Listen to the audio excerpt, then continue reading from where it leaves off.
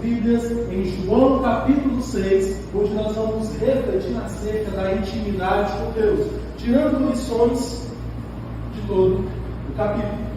Para adentrarmos no cenário do capítulo, enquanto os irmãos vão abrindo as suas Bíblias e encontrando o capítulo, capítulo 6 do livro do Evangelho de João, obviamente subsequente ao capítulo 5. No capítulo 5 nós encontramos já de início Jesus realizando a cura de um paralítico em Jerusalém, no tanque de Betesda. Após a cura do paralítico, os fariseus chegam e questionam Jesus do porquê de cura no sábado. E aqui nós vemos mais uma lição preciosa do capítulo 5, onde Jesus fala que se ele é filho de Deus, ele é Senhor de tudo, portanto é Senhor até do sábado. E ele mostra que o sábado foi feito para o descanso do homem, não para que o sábado fosse algo fardoso, algo pesado para o homem. E veja que, diante desse discurso eloquente de Jesus acerca do sábado, e diante do milagre que ele operou no capítulo 5, e olhando também para o contexto do capítulo 2, 3 e 4, nós vimos que muitas pessoas já tinham ouvido falar acerca de Jesus. E nesse cenário do capítulo 5, pessoas vão se juntando, vão se aglomerando e vai se formando uma multidão. Multidão que acompanha Jesus por 3 dias, agora ele retornando dos territórios da Judéia, mais especificamente dos territórios da Galileia. E nos enquadramos agora no capítulo 6, onde Jesus está em Betsaida. Para que os irmãos se localizem, basicamente, tem o lago de Genezaré, o mar da Galileia, de um lado está Cafarnaum, do outro está Betsaida. E veja que essa multidão que ouviu falar acerca de Jesus, que passou a caminhar com Jesus, que viram milagres de Jesus, e agora no capítulo 5 vão ver a providência de Deus por meio de Jesus, diante disso tudo, passa a associar Jesus com o profeta que foi prometido lá em Deuteronômio capítulo 18, versículo 18. O profeta que viria de modo semelhante a Moisés. E veja que Jesus, aqui nesse texto, há de demonstrar a sua compaixão, há de demonstrar que de fato ele se importa com a necessidade dessas pessoas. 3 dias caminhando com ele e precisavam se alimentar. Mas o que elas devolvem para Jesus são estímulos, são desafios, e mesmo diante disso, meus irmãos, Jesus há de prover essa multidão. Apesar de ser uma situação adversa, nós vemos que Jesus usa de situações dificultosas, de situações adversas, para ensinar o nosso coração.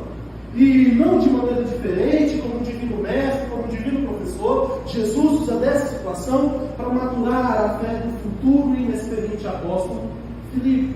Filipe, natural das regiões de Betsaida, diante de 5.000 homens, calcula que nem 200 denários seria dinheiro suficiente para alimentar essas pessoas. Ou seja, o dinheiro de 200 dias de trabalho. São aqui 5.000 homens, a maioria casados, a maioria tendo filhos, extrapolam para mais de 2.000 pessoas.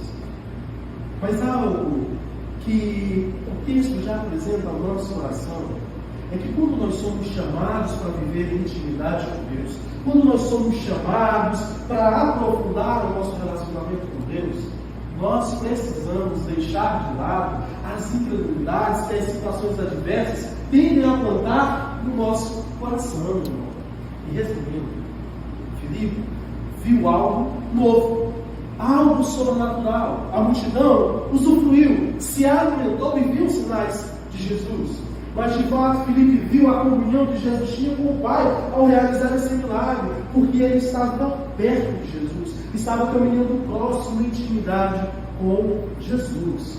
E agora, o texto bíblico nos conduz a outro bloco de texto, que vai nos dizer: Jesus anda sobre o mar, se estendendo do versículo 16 até o versículo 21. Jesus, após realizar a multiplicação, se retira e vai orar.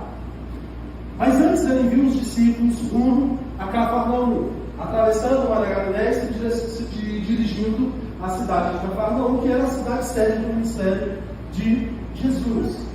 E Jesus se retira e vai orar, porque como vimos, a multidão passa a associar Jesus com o Messias prometido, com o profeta prometido, e passa a querer levar Jesus ao status de rei de Deus, olhando para a figura de Jesus como se ele fosse libertador. Mas de fato, ele, na sua primeira vida, veio como sendo o Messias Redentor. E quando nós paramos para refletir nessa atitude de Jesus, ela mostra e dá um exemplo ao meu e ao seu coração, de que um coração que está caminhando em intimidade com Deus, não é um coração desejoso apenas das bênçãos terrenas, meu irmão. Não é um coração que se afixa, que se aprende na efemeridade das coisas terrenas. Mas é um coração que, em primeiro lugar, é afixado em Deus, é afixado naquilo que é perene, naquilo que é eterno, é afixado no Pai Celestial. E Jesus dá esse exemplo ao meu e ao seu coração.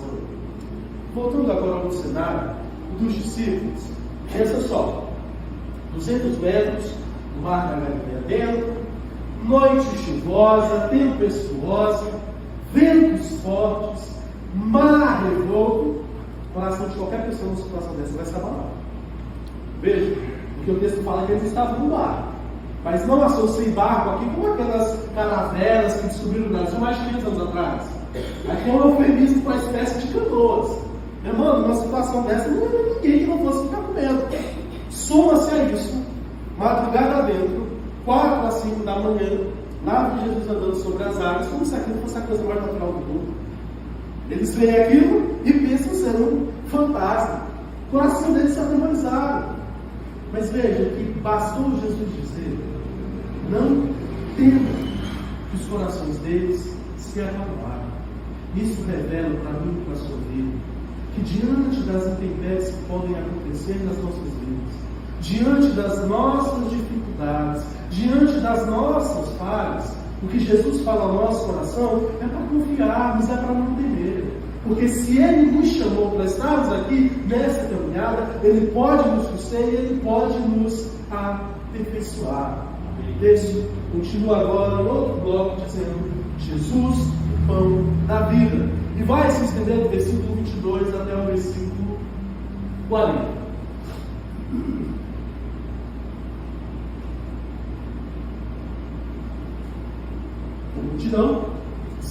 A multidão, na verdade, no dia, ao amanhecer do dia, vendo que Jesus se retirou dali, vendo que os discípulos não estavam ali, parte em busca de Jesus. Atravessam também o lago de Genezaré, o mar da Galileia, e vão em busca de Jesus em Cafarnaum. Mas eles vão em busca de Jesus ainda presos no antigo modo de se viver, o antigo modo morto, o antigo modo que não enxerga a intimidade que há disponível em Deus por meio de Jesus. Meus irmãos, por vezes, nós, mesmo crentes no Senhor Jesus, nos assemelhamos a essa multidão, a essas pessoas. Porque veja, é possível sorver de Deus, ser usufrutuário das bênçãos de Deus, caminhar nas margens de Deus, mas não caminhar com Deus. O sol nasce tanto para o justo quanto para o injusto. As bênçãos do Senhor maravilhosas podem cair tanto para o justo quanto para o injusto. Meus irmãos, essas pessoas passam a buscar Jesus simplesmente pelas curas, pela provisão momentânea que eles viram. Passam a buscar Jesus em busca de discursos apetecentes aos seus corações, ou seja, discursos apetitosos que falassem aos ouvidos dele, buscando aquilo que eles queriam ouvir, que agora Jesus ia se revelar, o Messias, que ia libertar Israel, ia fazer Israel governar o mundo, todas as nações, a punho de ferro. E o que de fato nós vemos aqui é que tudo isso revela corações que estão distantes de Deus, mas ao mesmo tempo foram usufrutuários das bênçãos de Deus. Comeram do pão multiplicado no milagre com Jesus, tal como os israelitas lá no passado também foram usufrutuários da providência de Deus, no maná onde Deus sustentou eles no deserto por mais de 40 anos. Meus irmãos, se nós quisermos agir de maneira diferente, tendo de fato uma vida de intimidade com o Senhor, é preciso desejar o pão da vida no íntimo do nosso coração. É desejar as palavras de Jesus, é amar ouvir acerca de Jesus, meu irmão, tendo Jesus entronizado e introjetado nas nossas vidas.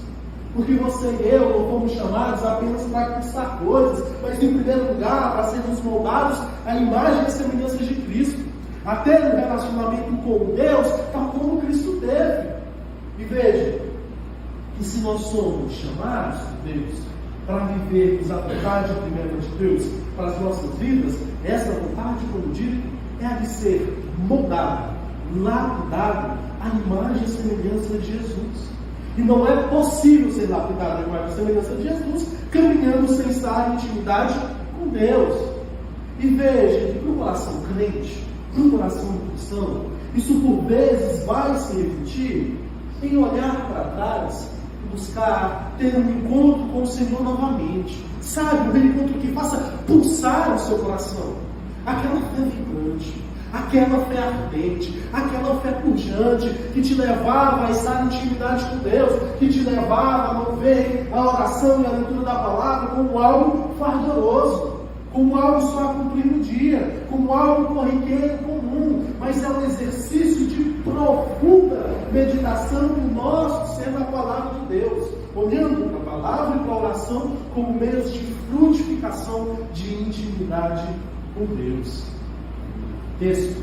Agora continuando em outro bloco, se estendendo do versículo 41 e indo até o 58, que fala a murmuração dos judeus. Para observar, vamos fazer algumas referências lógicas. Deus sabe de todas as coisas, isso é fato. Nós, como seres humanos, fomos evoluindo na construção de conhecimento ao longo das eras. Houve a primeira, a segunda revolução industrial, houve a época que o homem conseguiu lapidar pedras, e assim por diante. Perceba, dentro desse contexto, o Senhor falou de diferentes formas para essas pessoas no passado, mas de modo com que aquilo que Ele falou para elas no passado se perpetuasse até o dia de hoje. E qual foi o modo que o Senhor achou? Hoje, se nós formos analisar, se você quiser deixar uma mensagem que fique perpetuada pelas gerações a fio aí, você pode fazer um vídeo. E isso vai ficar, como você falou. Você pode gravar um áudio e vai ficar nas sua voz. Mas no passado, Deus usou da escrita para preservar aquilo que Ele falou, para que aquilo que Ele falou se perpetuasse na nossa geração, nas gerações passadas das nossas e nas gerações futuras das nossas. Então veja, logicamente, qual seria então a melhor forma de Deus se comunicar conosco? Nós já vimos a escrita. Da mesma forma, se por inferência lógica você quer ensinar algo teórico a alguém, você precisa falar na linguagem daquela pessoa, para que ela te entenda. E se você quer ensinar algo prático, você precisa mostrar como se faz, para que a pessoa possa aprender. De fato, muito da prática não vai ser, tem recursos teóricos, mas você, via de regra, só vai aprender fazendo. Irmão, veja que a revelação de Deus nas nossas vidas, ela se provou experimentável. Ela foi intangível, palpável ao ser humano. Jesus mostrou para a gente que de fato é possível caminhar em intimidade com Deus.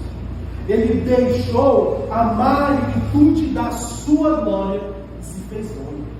Nós temos isso em Filipenses capítulo 2, versículos 5 a 7, que nos diz: tende em vós também o mesmo sentimento que houve em Cristo Jesus, pois Ele, subsistindo em forma de Deus, não julgou por usurpação ser igual a Deus.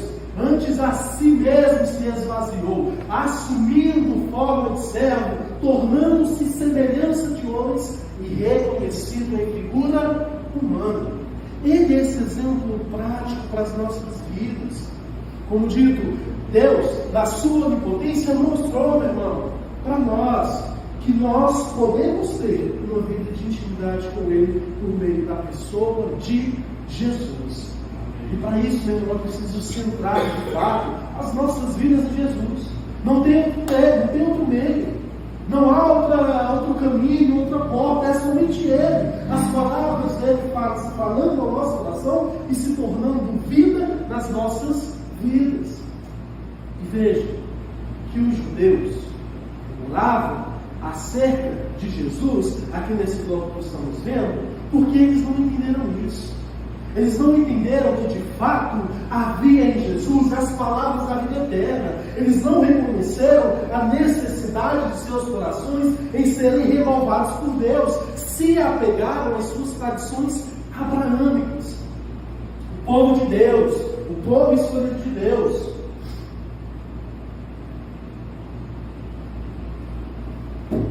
Isso é fruto da falta de um exercício que desde o Antigo Testamento foi revelado a eles, que no Novo Testamento é mais intensificado e que também é presente nos nossos dias. É preciso relembrar, lembrar, trazer à memória o fato de que você e eu carregamos no nosso genoma, no nosso DNA, os genes do pecado. Carecemos de Deus, meus irmãos. Reconhecendo as nossas falhas, a nossa necessidade de Deus, para que de fato Ele nos aperfeiçoe e nós possamos viver uma vida de intimidade com Ele. E é preciso afixar isso no nosso coração. É preciso ter esse conceito. Porque caso contrário, tem uma expressão que alguns aqui já bem conhecem, que diz assim no latim: hoc ox hic laboriest. Sabe o que significa? É aí que o rabo do pouco se enrola. Ou seja, é aí que a situação fica difícil para a gente. Porque, de fato, sem esse reconhecimento da graça, nós não podemos ser salvos por Deus, meu irmão. É reconhecer o valor do sacrifício de Jesus, o valor desse sangue imaculado. Olhando para Deus em gratidão e devotando as nossas vidas, para que esse Deus poderoso se faça íntimo de nós e nós passemos a ser íntimos dele. Porque isso é graça, meu irmão. Reconhecer esse favor imerecido que nós não merecemos, mas Ele disponibiliza para as nossas vidas. E agora, adentrando ao outro eixo do texto, onde nós vamos detalhar alguns versículos 60 ao 68, nós vemos aqui todo esse cenário que nós fomos montando aqui, chegar para esse enredo final, onde de fato aqueles que são verdadeiros discípulos de Jesus são evidenciados e demonstram que desejam viver de fato uma vida de intimidade com Deus. Por isso que o versículo 60 inicia nos dizendo: muitos, pois, os seus discípulos ouvindo isso, disseram: duro é esse discurso, e quem não pode ouvir? Caminhar com Jesus pode ser duro. Caminhar com Jesus pode ser difícil. Caminhar com Jesus pode requerer de nós a abnegação das nossas vontades. Não só pode cumprir. Caminhar com Jesus pode ser duro pelas provas. E provas aqui eu posso colocar entre parênteses ou substituir até por maturação. Porque Deus sabe aquilo que nas nossas vidas é necessário para que nós atinjamos cada vez mais um degrau a mais de maturação na caminhada da fé. Caminhar com Jesus pode ser duro porque Ele revela aquilo que está no nosso coração. Caminhar com Jesus pode ser duro pelas noites escuras da nossa alma, onde só você e Deus sabem de fato aquilo que está passando no seu coração. Caminhar com Jesus pode ser duro pelo nosso coração recalcitrante, coraçãozinho pecador que a gente costuma ter, sabe? E não ouvir a voz de Deus, e não ouvir aquilo que Ele tem falado, às vezes até por meio dentro da sua casa, por meio do seu filho, da sua esposa, do seu esposo. E a gente, por vezes, tem esse coração recalcitrante. E Jesus revela isso para nós. Caminhar com Jesus pode ser duro porque Ele quebra as incertezas e as nossas incredulidades. Porque as incertezas e as nossas incredulidades fazem com que nós tenhamos um mau hábito de nos afixar naquilo que nós podemos fazer, não confiando e não crendo de fato que Ele está agindo nas nossas vidas. Meu irmão, todas essas situações na nossa caminhada, onde nós buscamos o pedido do Senhor: se eu estou sendo incrédulo, quebra o meu coração, fala no meu coração, traz certeza em mim, Senhor. Tudo isso na nossa caminhada vai de fato nos conduzir a uma experiência Que Deus abençoe para todos nós no agora e que ela se perpetue para o futuro também, mas vai nos conduzir a uma experiência de olhar para o passado e ver, Senhor, de fato, a minha vida foi aprofundada em intimidade contigo, mesmo diante de situações que eu, olhando para trás, pude vê-las como minhas.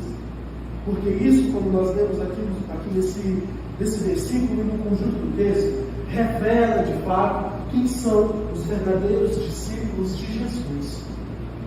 Versículo 62 ao 66, vamos dizer: sabendo, pois, Jesus em si mesmo que os seus discípulos murmuravam disso, disse-lhes: isso vos escandaliza? O que seria? O que aconteceria se visseis o Filho do Homem, se vocês vissem o Filho de Deus subir para o lugar de onde veio primeiro, ou seja, subir para o céu?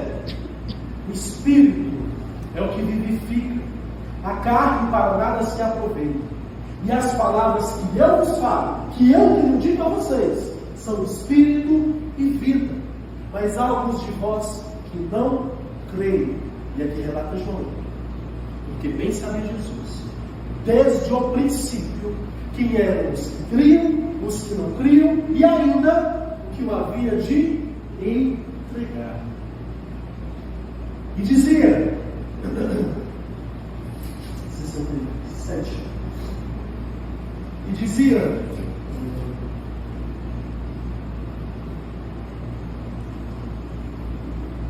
desde então, muitos dos seus discípulos tornaram para trás e já não andavam com ele. Na verdade, e dizia, por isso eu vos disse que ninguém pode vir a meu Pai se por mim não for concedido. Desde então, muitos dos seus discípulos tornaram para trás e já não andavam com ele. Perceba que Jesus aqui fala, e ao longo do capítulo nós vemos Jesus se autodeclarar como tem as palavras da vida eterna. Irmão, se ele tem as palavras da vida eterna, ele tem tudo o poder eterno. Ele conhece a eternidade como ninguém. Passado, presente e futuro está na nossa realidade. Para ele não. Ele conhecia, meus irmãos, quem estava andando com eles. Jesus conhece profundamente o nosso coração, os nossos pensamentos, os nossos desejos, as nossas ambições, as nossas ambições. Ele sabe se estamos de fato buscando uma vida de devoção, uma vida que deseja intimidade com Ele. E veja que isso se revela a tal ponto que ele conhecia os corações desses que estavam ao redor deles, conhecendo as intenções até daquele que o havia de trair, daquele que o havia de entregar. Meus queridos, isso mostra que muitos caminharam com Jesus interesseiramente, revelando ao nosso coração que isso é algo que nós não devemos fazer, buscando coisas, desejos, satisfações terrenas de Jesus e não a eternidade que Ele disponibiliza para as nossas vidas.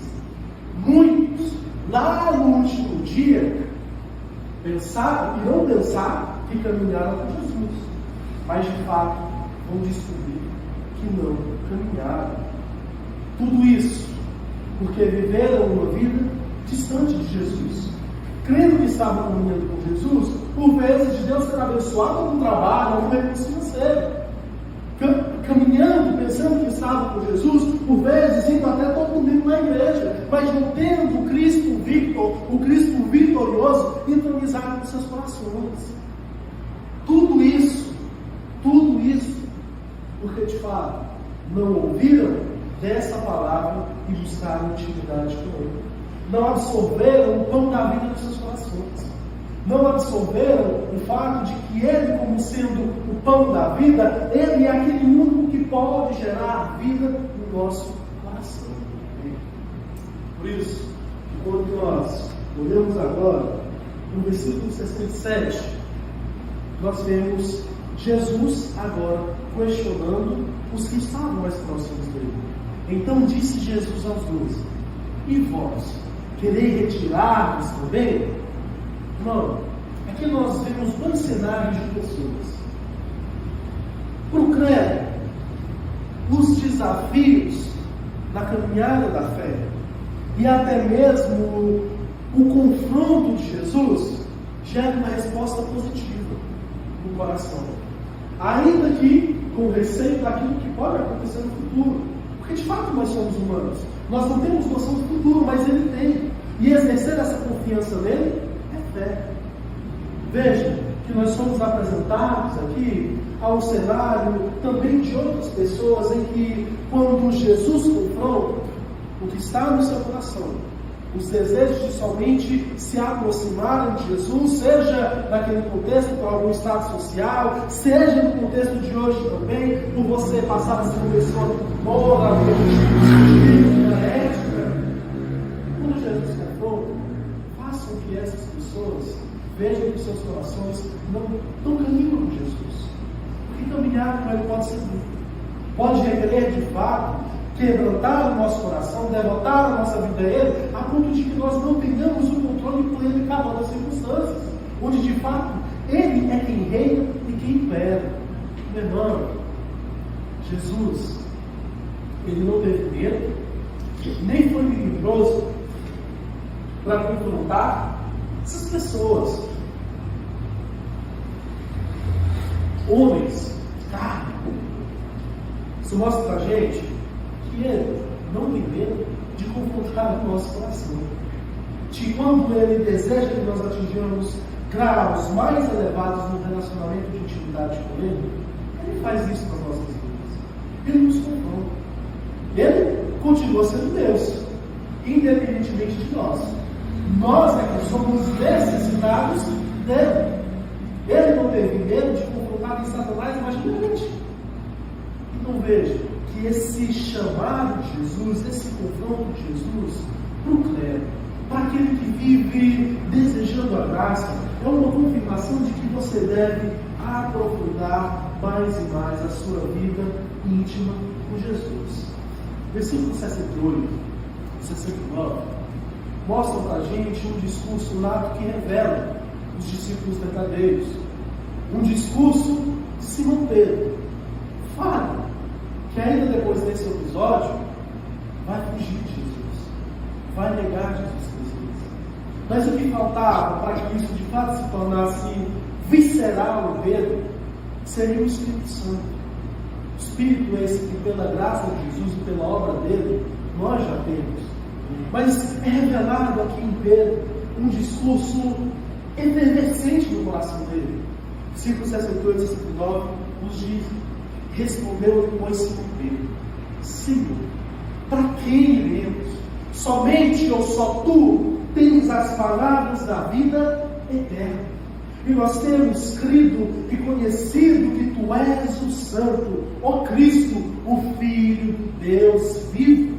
Irmão, independentemente da circunstância, a palavra de Deus aponta para dentro do seu coração esse discurso. Está bem? Louvado seja Deus. Mas está difícil? Senhor, está lindo que eu não saiba para onde correr, para onde ir.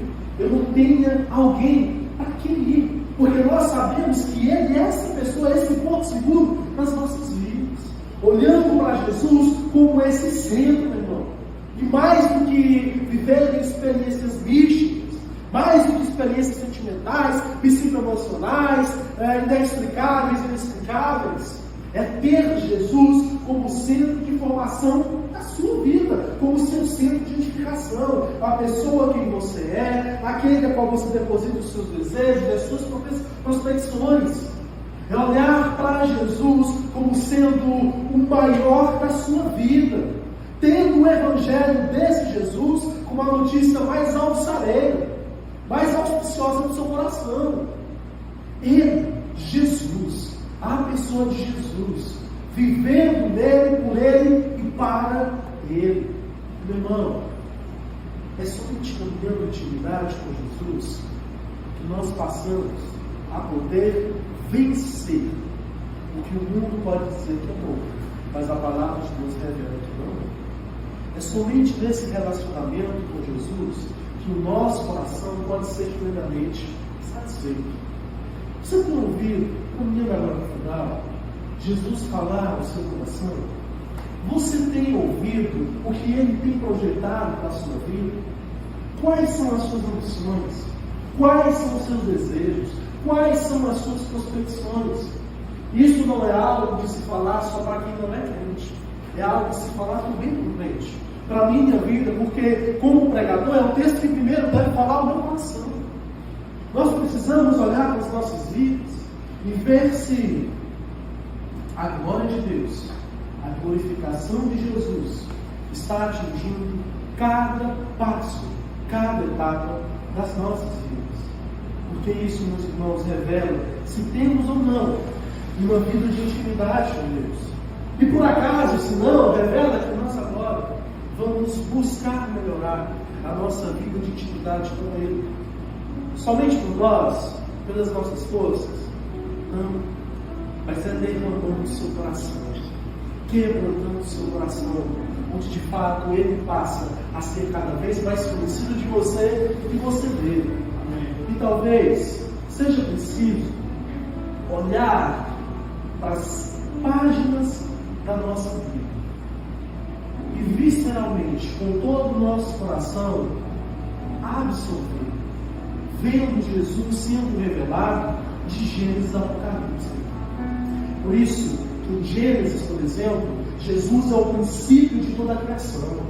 Ele é a semente da mulher que há de pisar na cabeça da serpente. Em Êxodo, ele é o nosso libertador e o cordeiro pascual. Em Levítico, ele é a perfeita lei de Deus, é o pleno sumo sacerdote, é o cabal sacrifício expiatório. Em Números, ele é a rocha ferida de Meribá, e é aquele que há de ser levantado no madeiro. Em Deuteronômio, ele é o profeta fiel de Deus. Ele é aquele que vem em poder semelhantemente a Moisés. Em Josué, ele é o general das nossas vidas. Ele é o capitão da nossa salvação. Em Juízes, ele é o grande legislador que rege o universo com seu cetro de equidade. Em Ruth, ele é o nosso resgatador, ele é o meu e o seu parente remidor. Em 1 e 2 Reis, ele é 1 e 2 Samuel, ele é a raiz de Davi, o rei eterno do nosso coração. 1 e 2 Reis é rei dos reis, é senhor dos senhores. 1 e 2 Crônicas é um monarca infalível, que passe céu, passe terra, a palavra dele não passa e não falha. Em Esdras, ele é aquele que restaura além do coração do seu povo.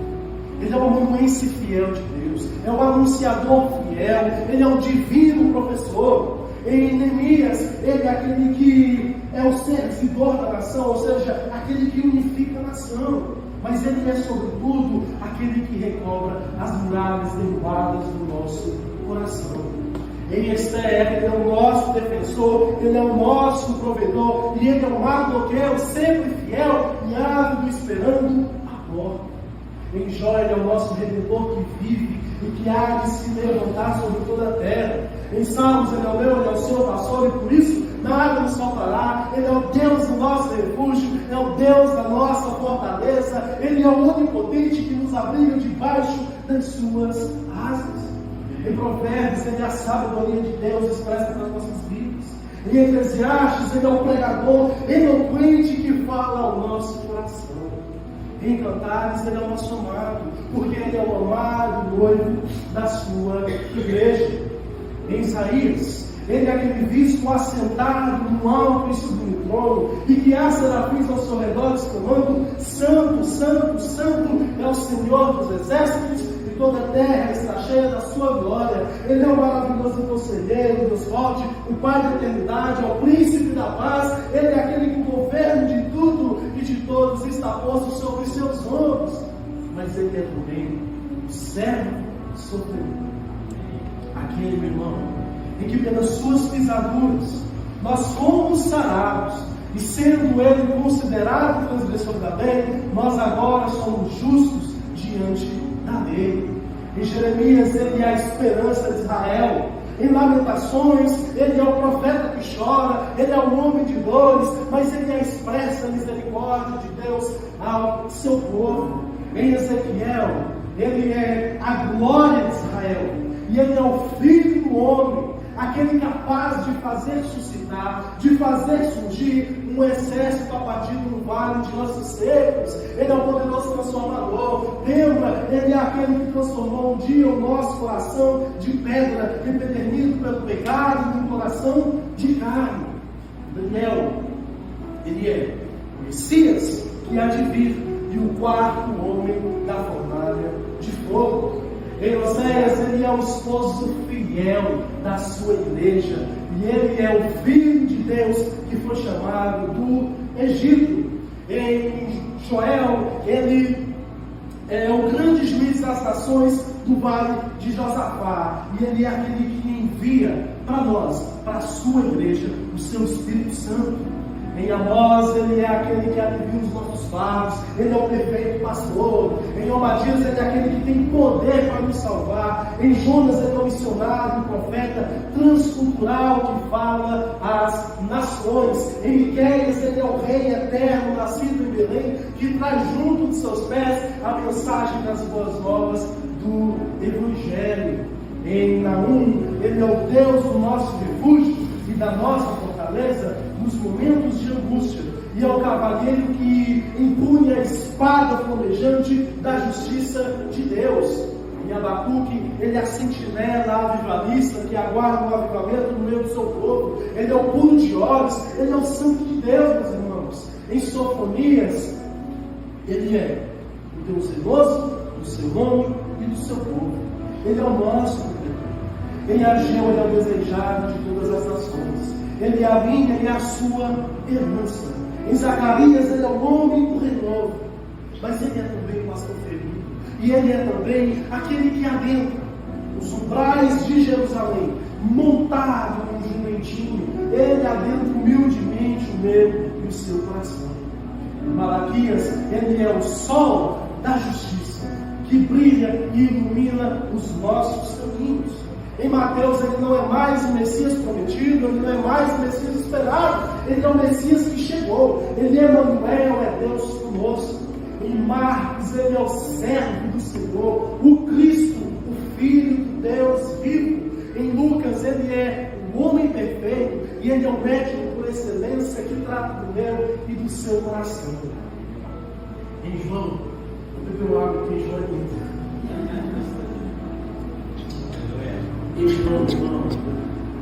Ele, o autor, escreve acerca de Cristo com visceralidade, com o seu coração. Por isso que em João, Jesus é o Verbo de Deus, o Logos de Deus, ou seja, a razão de todas as coisas. Ele é aquele que por ele foram feitas todas as coisas, e sem ele nada do que foi feito se fez. Ele é o autor da vida, é o criador do mundo, ele é a água da vida, é o pão da vida, ele é o pastor perfeito, ele é o caminho, a verdade, a vida, ele é a ressurreição, ele é a vida, ele é a videira verdadeira. Em Atos, ele é aquele ascendido aos céus com poder e com glória, e que cumpre a sua promessa lá de Joel, derramando sobre nós agora o seu Espírito Santo. Em Romanos, ele é o nosso justificador, e por isso você e eu podemos declarar no nosso coração o que está expresso em Romanos capítulo 1, versículo 17: mas o justo viverá por fé. 1 e 2 Coríntios, ele é o santificador da sua igreja e a suficiência do nosso coração. Em Gálatas, ele é a plena liberdade dos antigamente escravizados da lei. Ele passa a ser o Cristo vitorioso que aperfeiçoa o nosso coração. Aos Efésios, ele é o cabeça da sua igreja e aquele que nos reveste da armadura de Deus. Em Filipenses, ele é a alegria abundante do meio do seu coração. Em Colossenses, ele é a plenitude de Deus para as nossas vidas, a imagem visível do Deus invisível. 1 e 2 Tessalonicenses, ele é aquele que vem para arrebatar a sua igreja, para levar a sua noiva e vencer e triunfar sobre o anticristo. 1 e 2 Timóteo, ele é o único mediador entre Deus e os homens, e aquele que recompensa a nossa fé. Em Tito, ele é a nossa bem-aventurada esperança. Em Filemão, ele é um amigo mais próximo do que um irmão. Em Hebreus, ele é o sangue da nova aliança. Ele é o autor e o consumador da nossa fé. Em Tiago, ele é o juiz santo, o juiz perfeito, cuja sua justiça, santidade, retidão e perfeição faz até o inferno estremecer. 1 e 2 de Pedro, ele é a rocha, a pedra fundamental da vida do cristão. 1 de João, ele é a verdade e o nosso advogado fiel, é quem nos defende das acusações e mentiras de Satanás. 2 e 3 João, ele é o caminho, ele é o amor, ele é a vida. E Judas, ele é aquele que há de vir com suas miríades de anjos para nos resgatar, os seus vários milhares de anjos para levar a sua igreja. E Apocalipse, ele é aquele cuja voz é como de muitas águas, os olhos ardem como chamas de fogo, o cabelo é branco como a neve. Ele é aquele a face brilha como o sol no ardir do dia, ou seja, como o sol no alvorecer do dia. Ele é o alfa, ele é o ômega, ele é o princípio, é o fim, é o primeiro, é o último. É aquele que abre portas e fecha portas. É aquele que quando abre portas, ninguém as pode fechar. E quando fecha portas, ninguém as pode abrir. Ele é o Rei dos Reis. É o Senhor dos Senhores. O dono da criação. Tão grande, tão cosmicamente impensável para as nossas mentes humanas, mas que se faz habitante em pequenos tabernáculos no meio do seu coração. Amém? É esse Cristo que nos convida a vivermos intimidade com Ele. Amém? Passando bem, oração. Pai Santo, em Tua presença te damos graça, Pai, porque a Tua palavra é viva e ela fala ao nosso coração. Te damos graças, Pai, por poder estar aqui aprendendo, Senhor, pedindo para que os nossos corações sejam sempre receptíveis a ouvir a Tua voz. Que nós possamos ser sensíveis, avivados pelo Senhor, para que nós possamos cada dia mais cultivar com o Senhor uma vida de intimidade. Pai, entregamos as nossas vidas a Ti e seja feita a Tua vontade nas nossas vidas. Então que oramos e agradecemos em nome de Jesus. Amém.